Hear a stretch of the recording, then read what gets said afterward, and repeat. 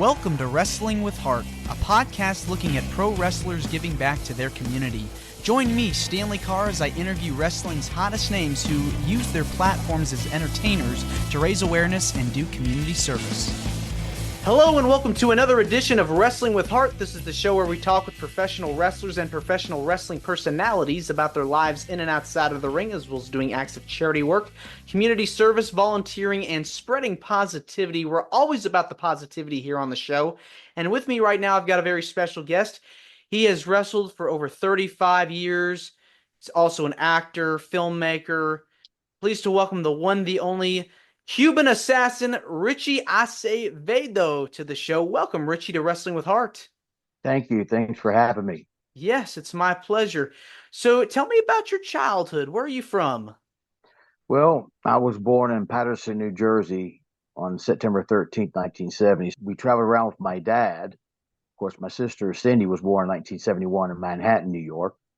We traveled around with my dad, my mom, my dad. My dad was a pro wrestler known as the Cuban Assassin. He was the original Cuban Assassin. And he traveled around. We traveled around with him until we got to the Maritimes up for Emile Dupree's Atlantic Grand Prix Wrestling in 1975. My dad and my mom thought, because I'm getting ready to turn 5. I was getting ready to turn 5 years old, and thought that we should be enrolled in school. So he had my mom bring me and my sister to her hometown of Oak Hill, West Virginia, which is where my mom was born and raised, and where she lived all her life, except for the time she traveled with my dad. And that's where I've been ever since 1975. Of course, I went to the school here, Oak Hill High School, graduate in 1989.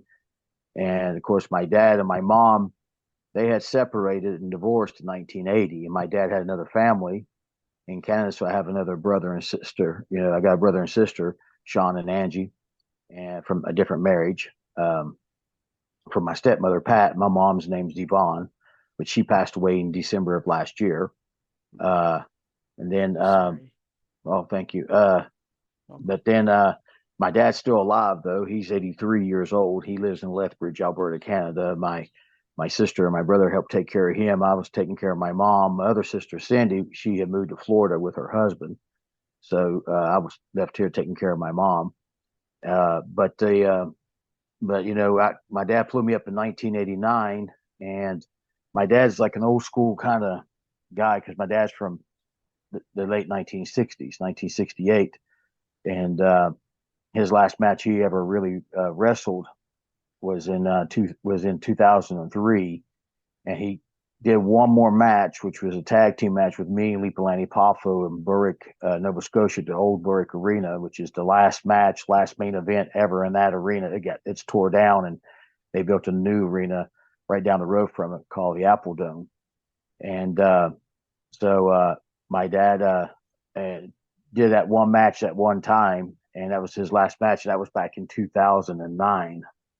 And for a different group called UCW up here in Canada. And and that's kind of a odd thing there too with Lanny Poffo, because there's kind of like a synchronicity between Lanny Poffo and myself. Of course, my dad knew Lanny Poffo many years ago, and his brother, Macho Man Randy Savage, and his father, Angelo Poffo, because they were all up in for Emile Dupree for Atlantic Grand Prix. I think I want to say 79, but it probably was 1980, 1981, probably more accurate around the date, because after the Poppos left there, they came back and created the ICW group, their own promotion.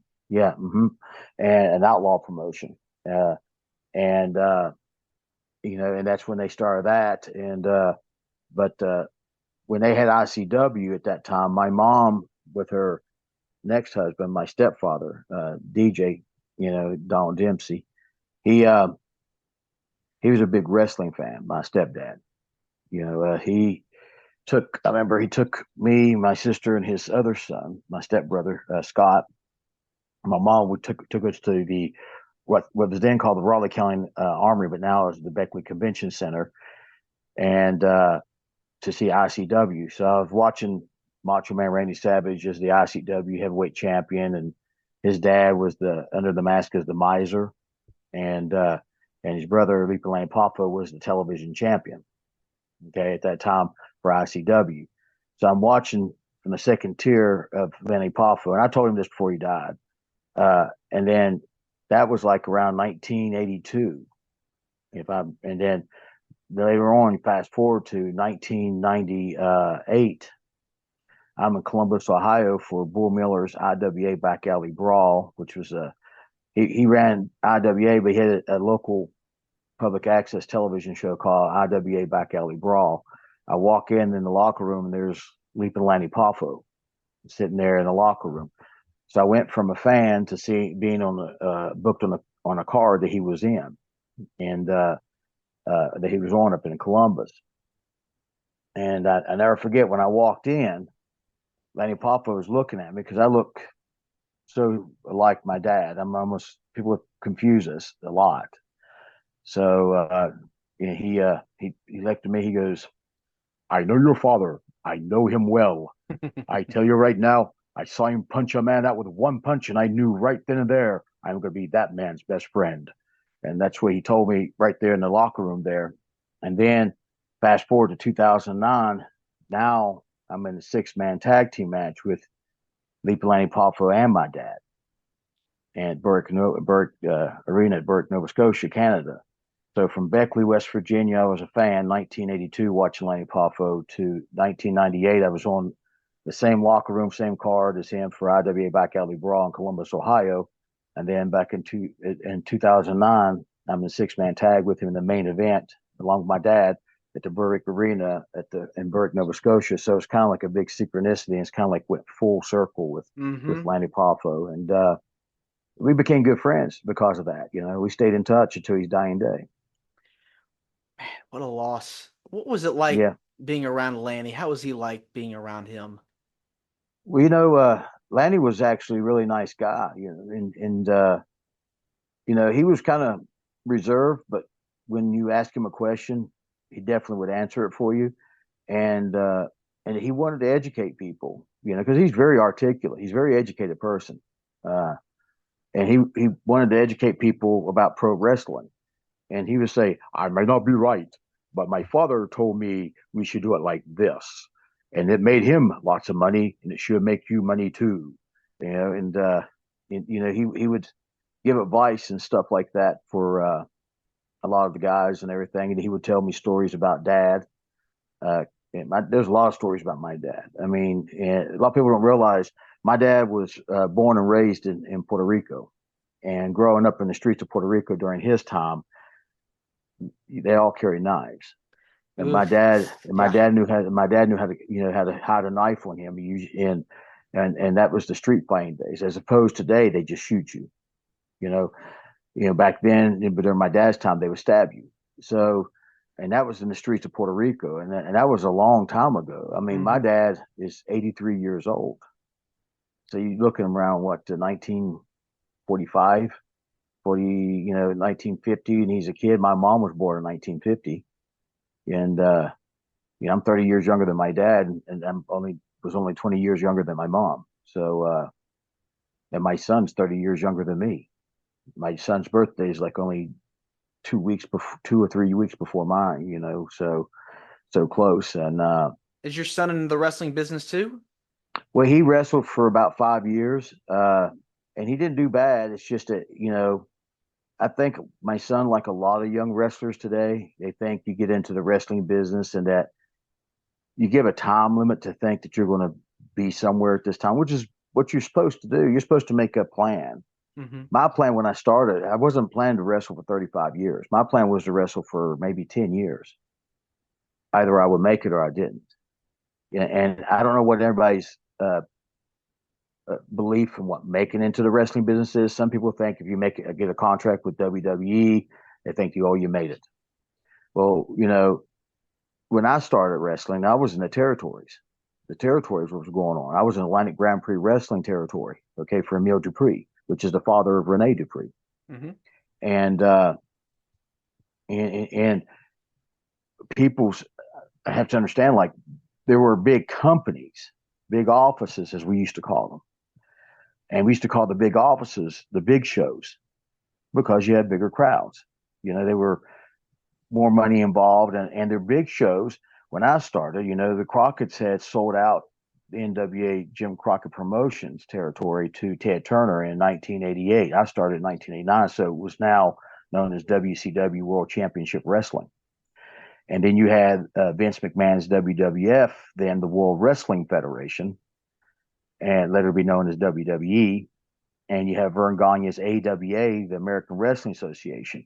And then over in Texas, the World Class Championship Wrestling, which was Fritz von Erich, was bought out by Jerry Jarrett. And Jerry Jarrett and Jerry Lawler had also CWA there in Memphis. So they combined them, and it was the USWA, the United States Wrestling Association. At the same time, when I started wrestling, Steve Austin started wrestling. And in 10 years, he was the number one guy in the industry, and the industry is all wrestling in the whole in general. But you still had Japan, you had New Pro Japan, you had All Japan Wrestling, you had a couple other Japan promotions that were starting up at the time. TNA would be come into existence about 10 years later when I was because 10 years later I went back to Atlantic Grand Prix to tag team with my dad, which was called the Legends Tour. And I got to wrestle Leo Burke in a 6-man tag, and I got to wrestle his brother, the Beast. His brother was already retired, came out of retirement just to do that tour, and I was the Beast's actual last match he ever had. And I got to wrestle Leo Burke in a 6-man tag, and then I became good friends with you probably know him better as Kurgan, but his name was Robert Maillet, and he became a big actor too in films and television, and he's one of the people who kind of convinced me to try, or should I say influenced me to try. He would never convince anybody to do anything they didn't want to do, so he kind of influenced me to try it out. Wrestling is such a tough business because you have to really get into shape, be in the right frame of mind. It's that psychology that I'm sure, you learn that in wrestling school and training, and it takes a lot to Well, really get it down. yeah, let me get to that real quick here. As far as wrestling school, when I started, there may have been 3 wrestling schools in besides Japan's dojo in the world. Okay, I mean you had probably Killer Kowalski's wrestling school, which Triple H is came from. You had Fabulous Moolah's wrestling school. There was only a few. It wasn't like all these wrestling schools that you have today. And I'm not trying to knock on wrestling schools today, but the issue I see with wrestlers today as opposed to what I was, and I was part of an industry that was called pro wrestling. And today's wrestling is an entertainment art form. And now pro wrestling is an entertainment art form, but there's 2 differences to them. And if you watch a wrestling match, say if you watch a Denny Brown wrestling match, I don't know if you know who he is. Denny Brown's former NWA World Junior Heavyweight Champion, okay, from the Crockett's time and everything, era.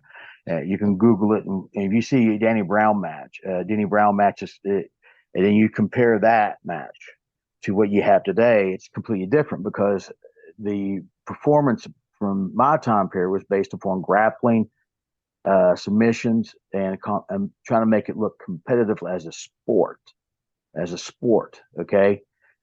Not knocking wrestlers today. They're all athletes. For anybody who can do what they do, they're natural gifted athletes.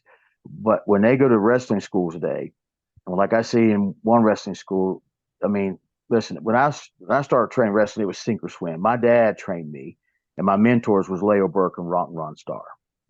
And Leo Burke taught me the psychology of wrestling, of pro wrestling. And it's 2 different psychologies from wrestling, pro wrestling into wrestling today. 2 different psychologies. For one, I don't call my matches in the back. I work it out there because psychology, real wrestling psychology is you feel from the fans to take the match in the direction of the finish that's given to you. And the finish was given to you by Booker. We didn't make up the finish back there. It was given to you by Booker. And what you call today's high spots, we call falsies or false finishes back in my time. Okay. And those will only occur at the end of the match. Okay. And the psychology of pro wrestling is you want to give them a little something in the beginning, then you want to tame it down, work that heat on that baby face. Because that's what the babyface's job is to do, is to sell and position yourself for the heel. And the heel is supposed to tell the story. but the babyface is supposed to stay alive and fight back, and the heel cuts you off when it's ready, and then the heel leads. And then what happens is that when you get to that, you see you got the heat going, it's all up, then it's time to take it home. You take it home with the finish given to you by the booker. If you go in WWE or even AEW, now WWE have script rights. It's Hollywood. And you go there, it's like a Hollywood production, completely, all Hollywood. It's like a big production. So when I tell people today, if you're going to think about WWE, you got to think about Hollywood stuff because that's what they're looking for. And when you're thinking about pro wrestling, well, then you got the independents today, and independents, you may have some resemblance of a pro wrestling match, but they're all copying of what they see on TV, and like they train today. Like my dad only taught me how to lock up. He taught me how to do an armbar, taught me how to drop kick, taught me how to kick, how to punch, and taught me how to fall. Okay, how to take bumps. That's it. Didn't have me run the ropes. That stuff, they threw me out there. I was either going to do it or I don't. I never trained with no dummy or no nothing coming off the top rope doing an elbow or a splash. When the heel called for it, because I was under the mask as the Super B when I started, I just went up to the top without even thought, and I just did it, and did the best way I could to protect the individual as I was coming down for the impact. And that can be stiff back in those days. And back in my time, wrestlers today, back in my time, the wrestlers would, they lay everything in on it. They didn't care. I mean, it was up to you to take it and be a man. As they said back then, you be a man, take it and move on, or you're going to quit. It's up, their job is to give a convincing performance of a sporting competition. So if it was, like try to be a boxer, even if you had an exhibition match where they're not hitting each other hard because it's just for show, but there's still contact there, okay, which is stiff. And sometimes they do knock some people out, and even in an exhibition. But a real competitive boxing match when money's on the line, real money's on the line, and where the title's on the line, that's a real fight, okay? Well, I mean, in pro wrestling back then, if you was going against the champion, like I said, I went against the champion, man, it wasn't going to be an easy night for you. You're going to take some whelps. You're going to be bruised and battered and beaten. And today, man, Lord forbid if you do that to some of these young guys, boy, they get kind of offensive and think they've done something wrong or you're mad at them. And I'm just trying to be convincing. But they train wrestlers today. And trust me, I'm not trying to knock any wrestling today, and all wrestlers have my respect. You step through those ropes, it's not easy stepping through those ropes for anybody, no matter if it's pro boxing, wrestling, or MMA, whatever. You got a lot of respect from me because it takes a lot just to step through those ropes, not knowing what you're really getting yourself into. And but wrestling today, I've seen them. They hurry up and train them and take them bumps. Like in the first day, they've already had them take bumps. They already had them run ropes. And then also they're just teaching them how to do high spots and routine and little routines in the match. I never did that ever. I never went to the show beforehand. And when the ring was set up, never got in the ring to work out a match. We never done none of that back when I started. And then it was, and I watched the Outlaws become what we know today is the Independents. That's where the Outlaws came from. I mean, Independents came from the outlaw promotions that were in territories that had been established. And some of the big names would wrestle those outlaws, but they would wrestle under a mask so they could make extra money because if they got caught wrestling for an outlaw, they get blackballed and they would never work, So you had to be careful. But yeah, today it's a little bit different on wrestling from my time. And I still today, I don't talk to anybody. If everybody comes to me, I don't care about spots. Spots is not what wrestling is. Wrestling match is you're telling a story. Yes, storytelling. It's what it is, storytelling. But when you're just sitting there worrying about getting your crap in, and he's worried about getting his crap in, you're putting it together. Like I told one guy, and he used the word psychology. He said, that's not psychology, brother. That's you two making sense out of your match for you to get your crap in, because you guys want to try to be stars. you're not when you're a wrestler and you're trying to go in that ring, you're not there to be the star. You're there to be a wrestler. Okay, if Yeah. you want to be, if you want to be a star, okay, then you're going to work hard at being a wrestler so you can be charismatic enough to get people in the seats to get to be a box office attraction, and then you become a star. But those were words we didn't use back in my time. Those were words that were invented, like calling them superstars, was invented by Vince McMahon. He wanted to call them after superstar Billy Graham. He wanted to call them superstars. You see, and I've always used the word. I never used the word star. I always used main eventer, top card, mid card, mid card winner, opening card, stuff like that. If you watch the product at all today, or watch any current wrestling uh, promotion today, are there any wrestlers that you look at and go, man, this guy or this girl knows what they're doing? Oh Like, yeah, oh yeah. I watch wrestling to this day. I'm not against it. Listen, you may hear a lot of old timers from my time that don't like the product today. I commend what they do today, and I don't mean that I think it's the right thing to do. Here's one thing. I have my own analogy. You can't argue with something that was successful. You see what I'm saying? mhm. And what they have today is successful for a reason. Okay, and uh, and you can't argue with that. It's not my time period of wrestling. It's not the style I do. Mhm. And wrestling for my time period was designed and created for longevity. That's why when I started wrestling, there were guys who were in their 70s still wrestling. You see what I'm talking about? Yeah, yeah. And today, if you look at the injured list in WWE alone, there's nobody in the NFL, nor the NBA, National Hockey League, or Major League of Baseball, or even NASCAR that has an injury list like WWE. WWE's injured list is a roster to itself. I could run a small wrestling show with the injured list. You see what I'm saying? I mean, that's because they take the risk. They put their bodies on the line more now than they ever did before, and they got my respect for that because knowing that you got there's always that chance that you can have a career or life threatening injury. It's not just one; it could be both. Look at Draws. You know, he had an injury that was career ending, but it also was life threatening because it ended up in the result of him dying years later. You see what I'm saying? Yes. Yeah. And and I'm not against what they're doing. I just wish they would find a safer way and something that they know they can do that's not going to be injury prone. But even what we did back then, there was injuries that happened, but it was nothing like they have at No. all. Yeah, I mean, I see a lot of guys. I mean, I saw it in Roman Reigns, and the only thing I always saw about Roman Reigns, he was misused from the beginning. They was trying to push him as a babyface, and they should have pushed him as a heel. And they had the best concept, I thought, when Daniel Bryan was there, or Bryan Danielson, Mhm. when he was there, because he was the ultimate underdog babyface. He was the top babyface. The Ricky Morton, the Ricky Morton or the Ricky Steamboat of their modern time was Daniel Bryan. And there they had a big guy like Roman Reigns.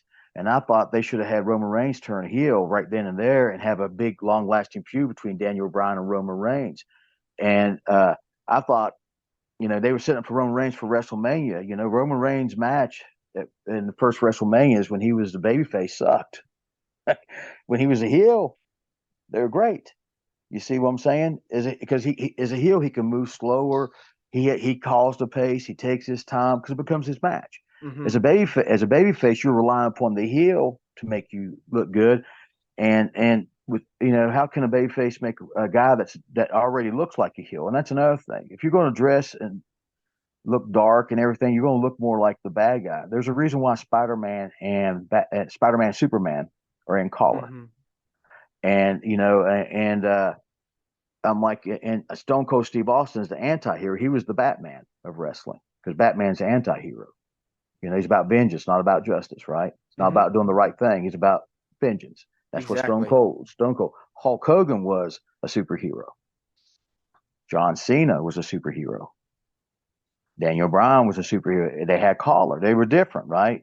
You see what I'm Exactly. talking about? But Roman Reigns coming out dark, and he started off as a heel with the Shield, and all of a sudden you're trying to push him as a baby, and here you had your top baby face, and just because he's not the cookie cutter muscle bound He-Man action figure, they try to squash him, or should I say, Vince tried to squash him, but it didn't work. Uh, and to me, when they had Roman Reigns there and Daniel Bryan, they should have had, and the fans were wanting it. They was wanting Roman to be the heel. They should have just gave it to him. Give the fans what they want. Give them the heel. Let them have their hero. Let them have their matches. Daniel Bryan could be. You can have a top guy without having a title belt. That title belt isn't about being the top guy. The top guy and this is what I try to tell people. Think about this. Gorgeous George, the first real TV character of pro wrestling, of all wrestling, the trendsetter for all the characters that come from Mm-hmm. after Gorgeous George. Mm-hmm. Okay, uh, was the number one guy in the industry, was the main event. And listen, the world champion at his time was Luthez. But Luthez, and they learned really quickly, could not follow Gorgeous George, because if they put Gorgeous George on, people after they saw Gorgeous George, people got up and left. They came to see what they wanted to see. They didn't care about the champion. You see what I'm saying? Even though he was the Mm-hmm. world champion, so they had put Luthez first before Gorgeous George and put Gorgeous George last. And then so you tell me the match at the end is the main event, right? Gorgeous George was the main event, even though they had a world champion. And it's not that Luthez wasn't charismatic; he was. But when you took someone that looked like a movie star and did these gimmicks, his whole gimmick was his entry. He was the first guy to have a ring entrance ring, prop and Mm-hmm. circumstance, and he was the first one to come out it was his whole presentation was his entrance, and then what he did in the ring, and and he was the innovator of that, and people just followed after him, after that, and just kept on going, still to this very day. I mean, if you want to get into it, I'll put it to you like this: if it wasn't for Gorgeous George, it wouldn't be no Nature Boy Buddy Rogers. If it wasn't Nature Boy Buddy Rogers, wouldn't be no Nature Boy Ric Flair. If it wasn't no Nature Boy Ric Flair, wouldn't be no Heartbreak Kid Shawn Michaels. If there was no Heartbreak Shawn Michaels, wouldn't be no Y2J Chris Jericho. If there was no Y2J Chris Jericho, there would not be no Seth freaking Rollins. Now you see Seth freaking Rollins, and he's Gorgeous George. He's Yep. doing everything Gorgeous George is doing. You see what I'm talking about? Wearing all the flashy outfits, the sunglasses, the Yeah, whole 9 yards. I mean, yeah, yeah. And he and got everybody singing his song. It's about his whole hint. It's about his whole interest. It's like Gorgeous George. You see what I'm talking about? It just emulates, and that's not the only ones. There's other ones. I mean, like if it wasn't for no Sailor Art Thomas, there wouldn't be no Bobo Brazil Jr. If it wasn't for Bobo Brazil Jr., there wouldn't be no Ron Simmons. One no Ron Simmons, there wouldn't be no Rock. You see, no mhm, Rock, there wouldn't be no Roman Reigns. You get it? You start seeing it. exactly. You And know. with Roman Reigns, now at the time of our recording, he's now a babyface once again, but this time he's got the crowd like all in his favor with the whole bloodline stuff. I mean, it's a hot storyline. It's been a hot storyline for the last few Well, years. well, you see, he's Roman Reigns is still the number one guy. It's not Cody Rhodes. Think about it. And he's number one guy without a title belt. Now, you see, like Gorgeous George. Okay. And after he put Cody over, he gave the fans what they wanted, disappeared for a little bit, and then let Solo Sokoa, which is good, Family Feud. I hope I can't say what they're going to do in WWE. It's going to be unpredictable now because they got so much going on for them, and they're being more theatrical. I think they're kind of stealing some elements from Lucha Underground, which I thought Lucha Underground was a great idea because they Hmm. wasn't hiding the fact of entertainment and wrestling. They put them both together, so it looked like a soap opera, like a Spanish soap opera with a little Hmm. bit of action fights that was filmed away from the underground, made like it was they're fighting underground because it's It supposed to be was illegal. different. Yes, yes, it was. I liked it. I liked it. It was Vampiro's and a few other guys' vision, and I liked it. I was like, that's the way wrestling needs to go, uh, and where they had Undertaker and AJ Styles, and I was like, well, The right there is Boneyard your match. yeah, right there is was that's a production wrestling match. It's not a wrestling match; it's a production. And that's where you add in the Hollywood and the wrestling aspects together, and that's what they're doing. Well, getting back to your story, let's talk Mhm. about how, you've been in the ring with so many different people over the course of your career. Who have been some of your favorite opponents over the years? Well, now my favorite opponents are people you probably never even heard of, but because they were local and they were really, we made it personal, for us on that. But as far as big name, the biggest name I think I've ever wrestled would be Hacksaw Jim Duggan. And Hacksaw got me a couple bookings, got me booked. Even though he had already knew Fidel Sierra, the Cuban assassin, got the name from my dad. He got the name from my dad. A lot of people understand that. And when Fidel Sierra got the name from my dad, he got it like around 1987, 1988. I think it was 88. And I came into business in 80, 89. Okay.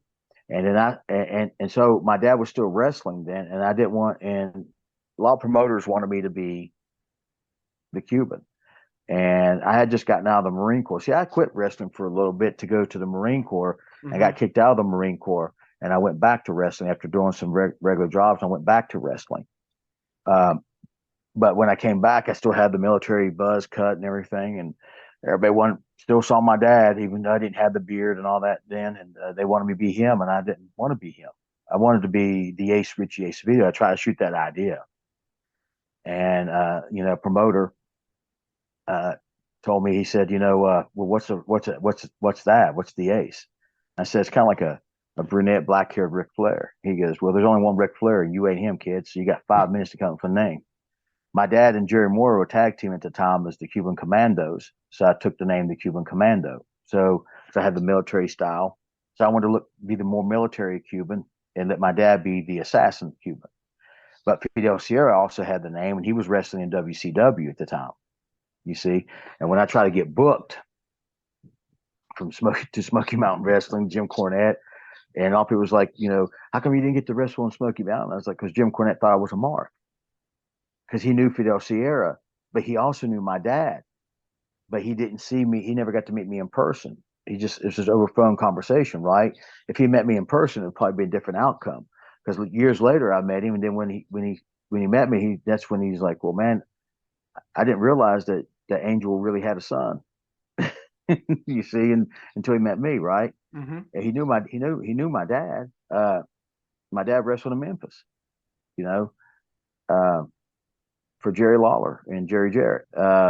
Jimmy Hart would manage them. Him and Jack Kruger was going as the reigning assassin. And the hardest thing I had was every time I tried to tell everybody it was the Cuban son, they thought the first name that came was Fidel Sierra's name, and that's not Fidel's fault. He got to be on a national platform, a national televised platform, WCW, and on TBS, and so you know, it kind of made it hard for me to get some bookings. So I'm stuck on the independents and international. I'm still able to travel and do Canada and Puerto Rico.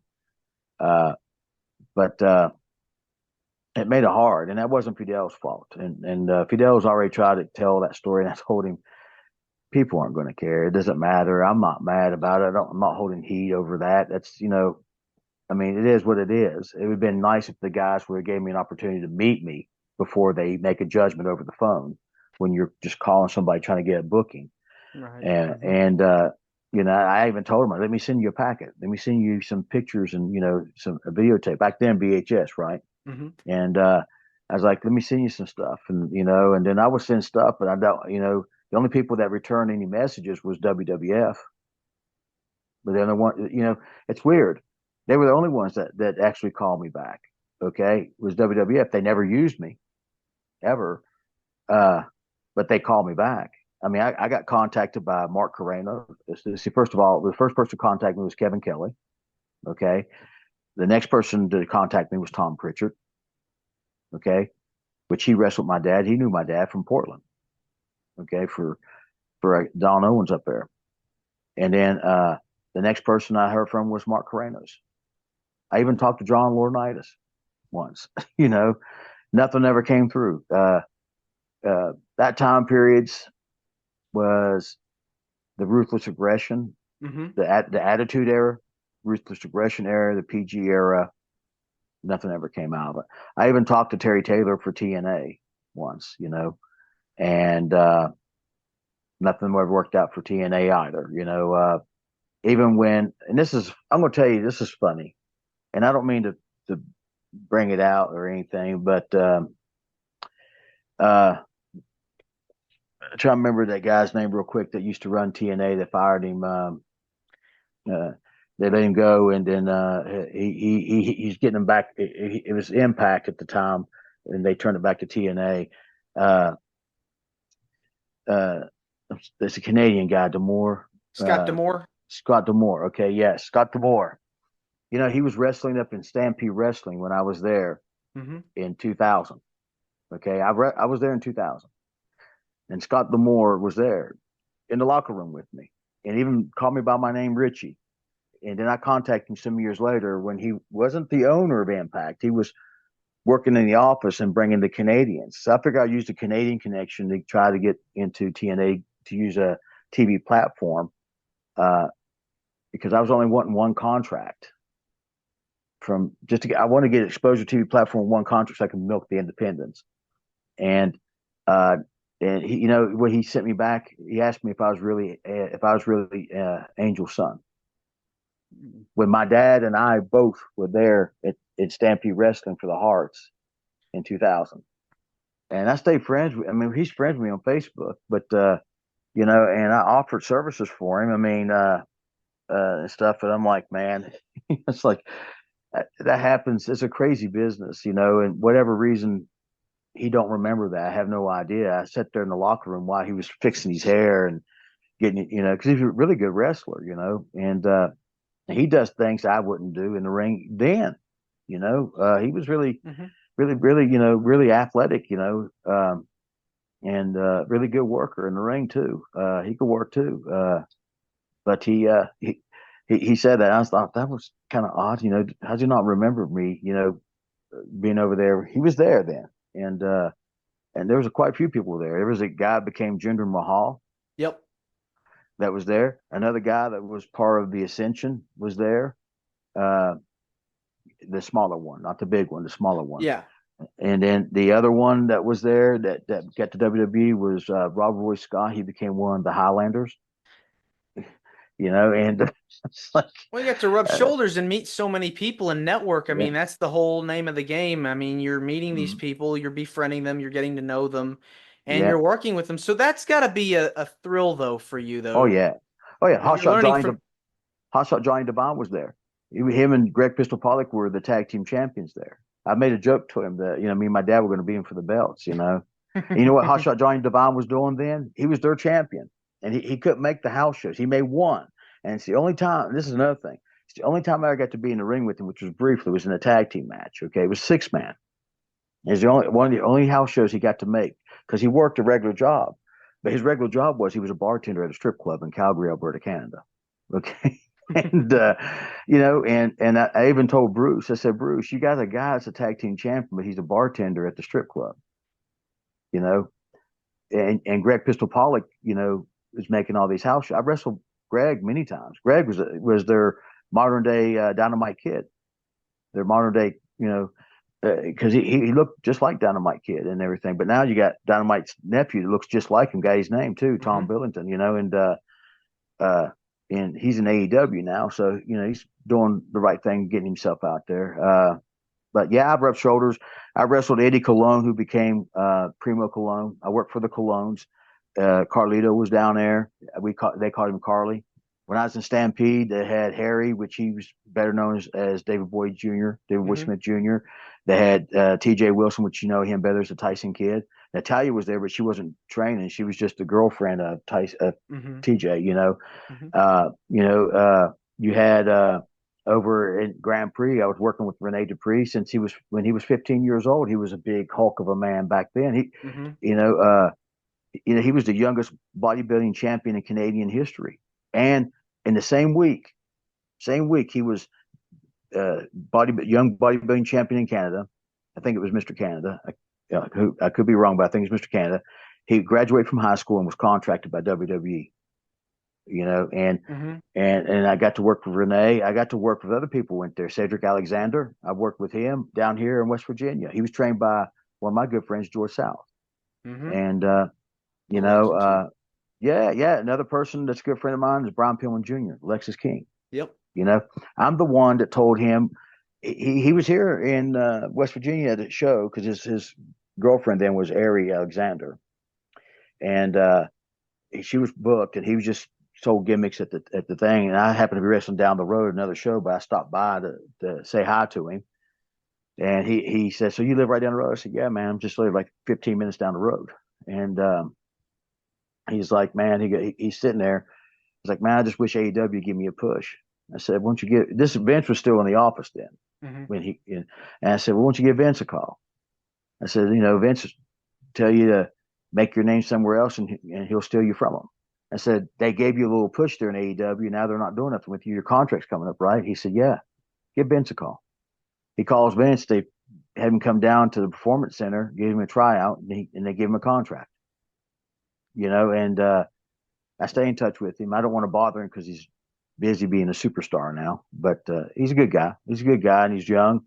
Uh, I like where they're trying to not have him being his dad's shadow, being trying to make a name somewhere else, like they did Curtis Axel with Kurt Hennig's son.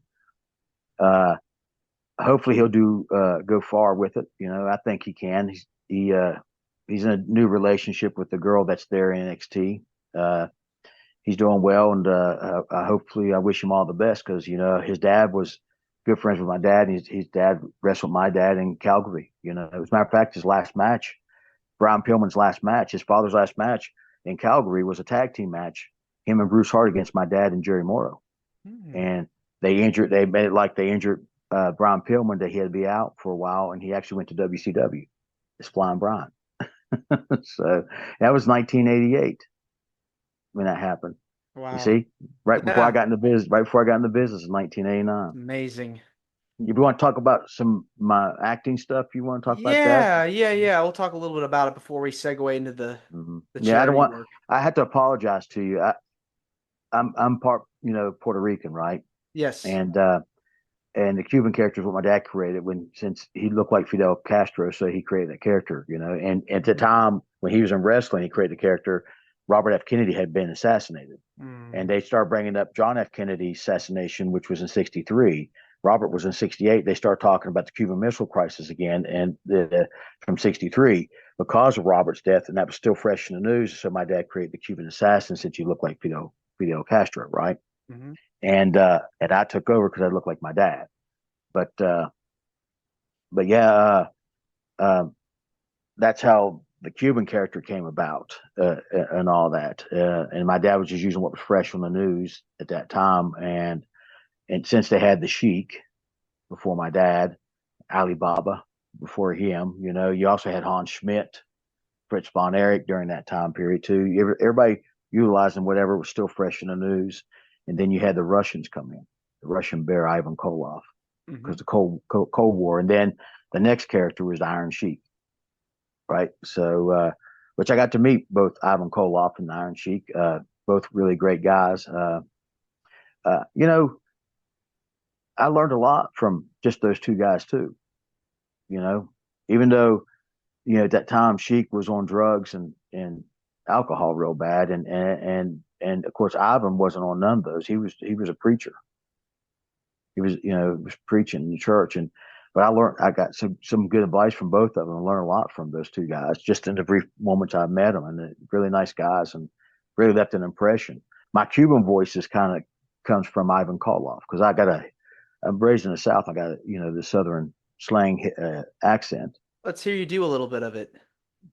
Well, when I do the Cuban voice, I'm like, "Shut your stinking mouth, you stinking Americanos! Referee, pull my stinking hair!"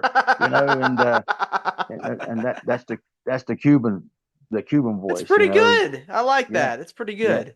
It kind of covers up the Southern drawl when I do Yeah. that, and then it makes me loud and obnoxious, and it gets people attention. If someone's like in a concession line and before I come out, then all of a sudden they hear me looking over like, heck is that crazy guy, Yeah. And, so Yeah, That well, come from? Where'd that come from? yeah, I got that.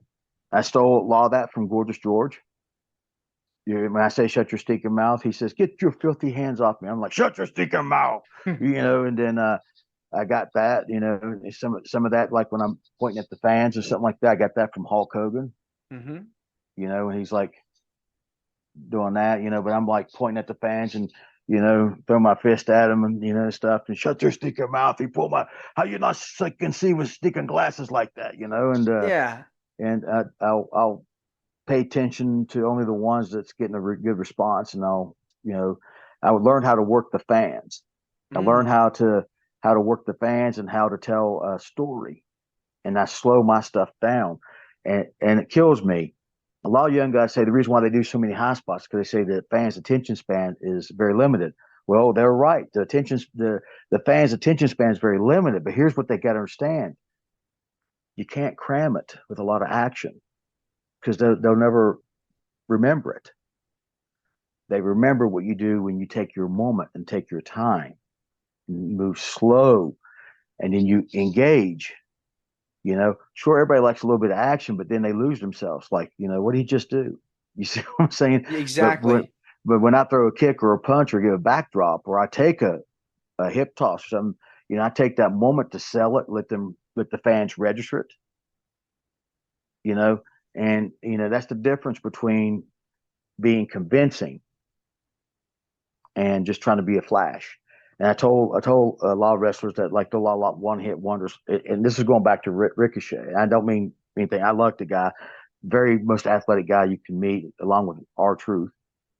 You know, uh, but like from a business perspective, and I could be sitting there in the office and I could be like, how do you?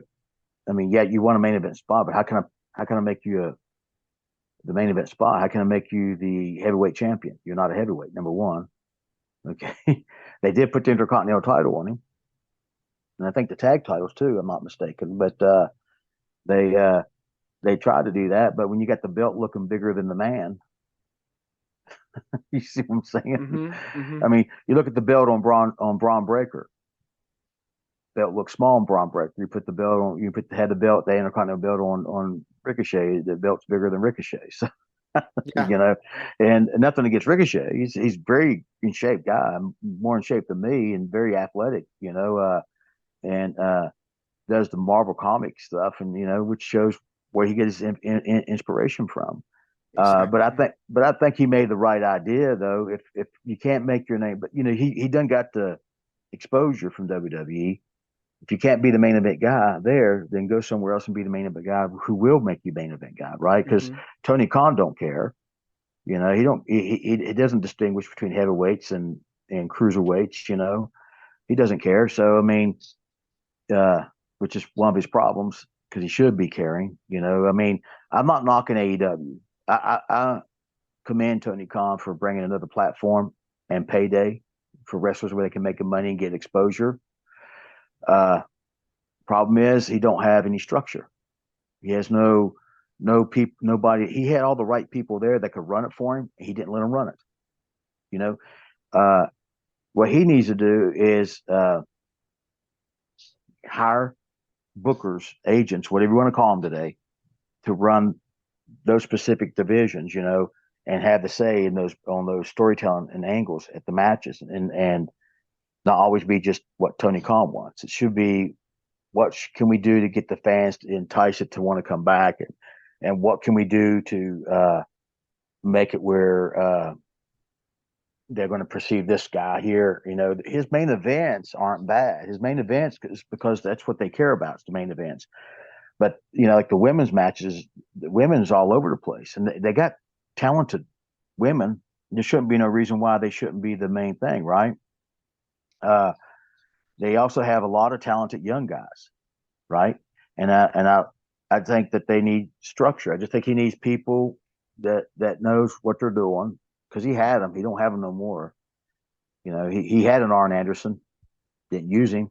He had a Paul White, didn't use him. He had a Mark Henry, didn't use him. He had a Fit Finley, didn't use him.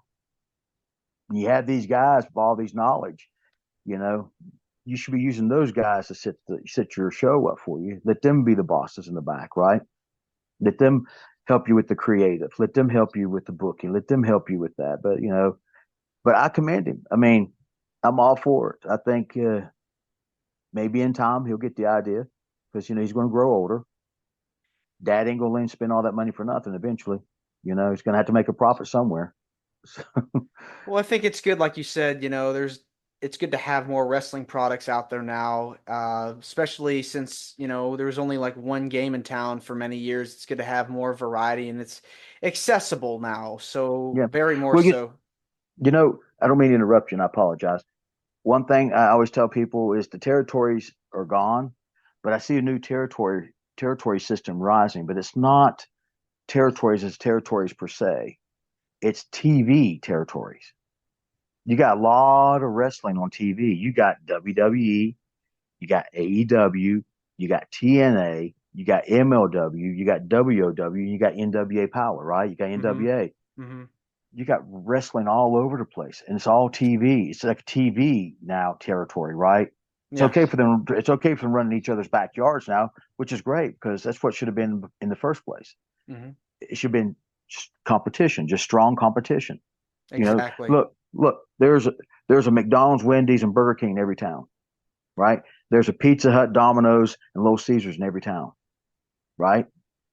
So I mean, it's competition. There's a gas Exactly. station. There's like three or four, or five gas stations every town. It's competition. That's way it should be. It should be competition. And I like where they got all these different things. It gives all the boys and girls, the men and women of wrestling, a chance to get on a platform, make some money, and be able to continue to work as wrestlers. Absolutely. Let's switch gears now and talk about Okay. some of the stuff you've done outside of the ring. I know you've done a lot of charity work over the course of your career. Talk about some of the organizations or things that you've done over the course of your time in and out of wrestling that you want to share. Okay. Well, I mean, I have wrestled in a lot of charity groups for raising money for like, of course, a lot of it's, for funeral expenses for fallen wrestlers. We always do memorial shows. I never want a payday for that. I also do other charities. I just did one a few weeks last month. It was for a charity over in Beckley for these kids right before school to get money for backpacks, to give them Oh, backpacks, cool. All right? right. Yeah. And when they the friend of mine, Lance Erickson, contacted me, asked me if I'd be willing to do a double shot in that day because I had to do a show in Grundy, Virginia that night. And he said, he told me how much he can give me. I said, brother, I don't want no money for that. I said, if it's for a good cause and to raise money, I don't want no money for that. Uh, I'm all about children. I'm all about trying to help any way. Anytime whenever I've wrestled for any charity, I never wanted money. I never got paid. And if they went to pay me, I tell them, no, give it to them. That's for them. I volunteer my time to raise money, for these groups here. I also volunteer my time in acting too for like I did a lot of work for JC Films, which is Jason Campbell, which is Christian family based films, and he films a lot in West Virginia. But he's a growing thing. He's all over the world now. But and those are the religious actors that come from Hollywood, like Eric Estrada, Dean Hmm. Cain, Kevin Sorbo, Eddie McClintock, which been in a couple movies with them, and I volunteered my services for him.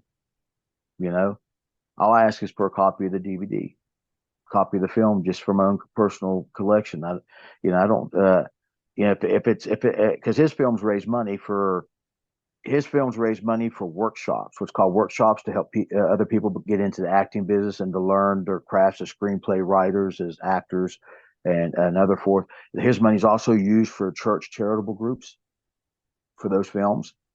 Um, so I volunteered my services for him, but I also volunteered them for other indie filmmakers.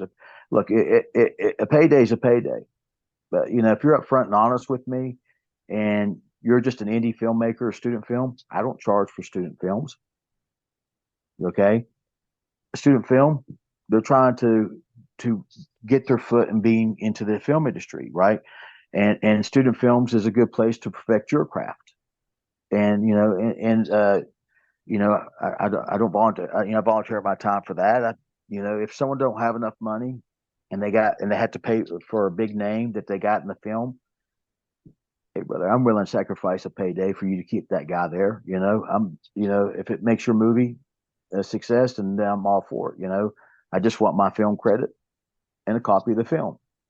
And I do my own independent film work, and I try to help a lot of people get their foot in the door, give them chances. So in my films, I kind of got my own little what they call a casting pool.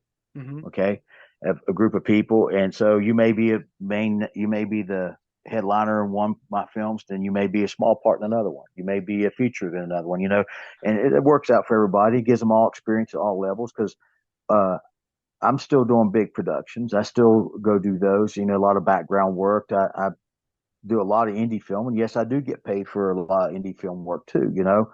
For those that have got more of a bigger exposure and stuff where they have a budget, then yeah, they pay me, but I don't ask for a whole lot of money. Uh, Whatever they offer, I usually just take it. You know, and then if it comes to it, and I see that they're in a pinch and they got a name that they're trying to pay for, brother, I'm willing to sacrifice my pay. Just feed me, and if give me a little trans, so I can get the car back home, and give me a copy of the film, give me my film credit, and I'm good to go. I'm not a greedy man. I'm about. I think there's no price for experience. I think experience is the best payday anybody can ever get for anything, such as what we're doing here. This is a good experience. Thank you. I don't charge for interviews. I don't charge for podcasts. I don't do that. When people come to me, I don't even charge for the cell phone. When people want like if I'm at a convention and people want their picture with me, and other guy actors and stuff, they'll say, oh, $10, something like that for the picture, $20, a whopping Ric Flair, $100 for a whole package deal. I don't do none of that. I'm like, sure, I get up there. If they want to buy my picture, fine. Buy my picture. They want a picture taken with me. They got their phone. Yeah, I get a picture taken with you. And then they say, how much? I say, oh, that's free. I don't charge for that. Why would I charge for your own phone? You're asking permission to get a picture with me. I'm giving you permission. So why would I want, that's your phone.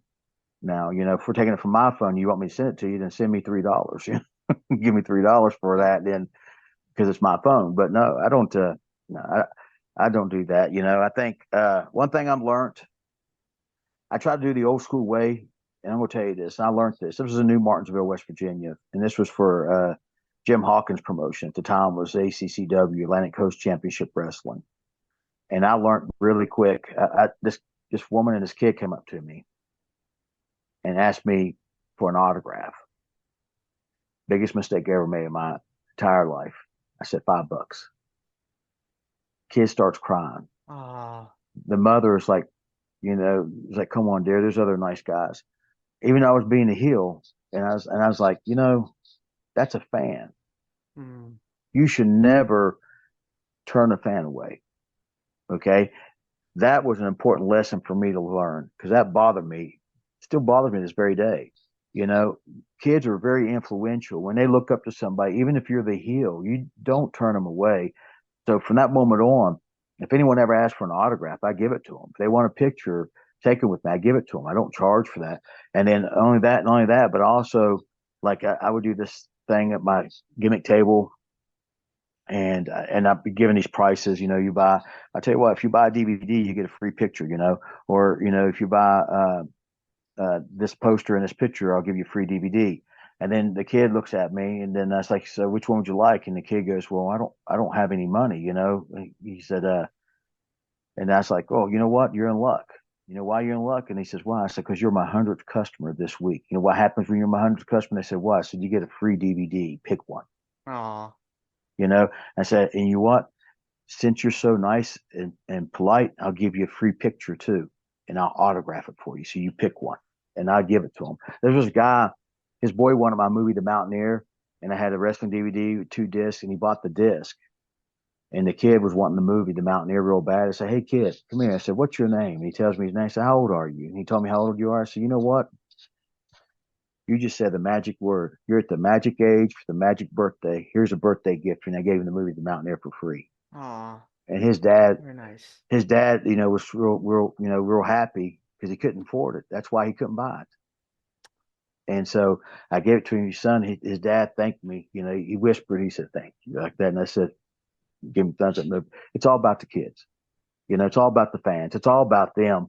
You give them a special moment, they'll remember it for the rest of their life. You make them a bad moment, they'll remember that. That's why I learned from that little kid. That kid taught me.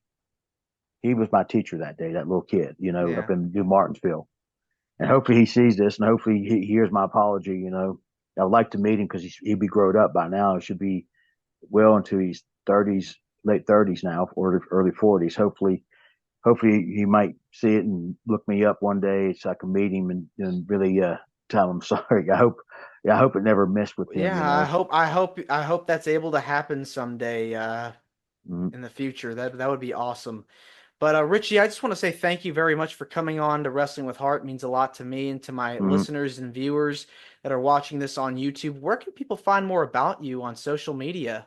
Okay, they can see me on Instagram. They can see me on X, formerly Twitter. They can also find me on Facebook. If you're going to go to Instagram, it's going to be Richie _ Acevedo. If you're going to be on Twitter, it's going to be Cuban.assassin. If you're going to find me on Facebook, it's Richie.Acevedo. I also have a public profile page, which is Richie Acevedo Actor. I got a YouTube channel under Cuban Mano, and the actual number 2 is all one word, lowercase, Cuban Mano, Mano. The actual number 2, all my matches, my dad's, my son's. If you watch any of my movies, go on Tubi TV. You can see Wrestle Massacre on there. You can see The Mountaineer on there. YouTube, you can see Legends Mountain, Boxer versus Wrestler on there. And there's other movies I've done too for JC Films. You can look me up on IMDb under my name, Richie Acevedo. You can see the whole list of movies and TVs I've done, and you can check them out. All right, I definitely will for sure look at those and check those out. Richie, thanks again, and you're more than welcome to come back. Thank you. Appreciate it. You guys take care, and God bless you all. All right. Have a good one. Take care. Thank you. This is Wrestling with Heart. I hope you found this podcast to be informative and entertaining. If you did, please hit the subscribe button and look out for the next edition.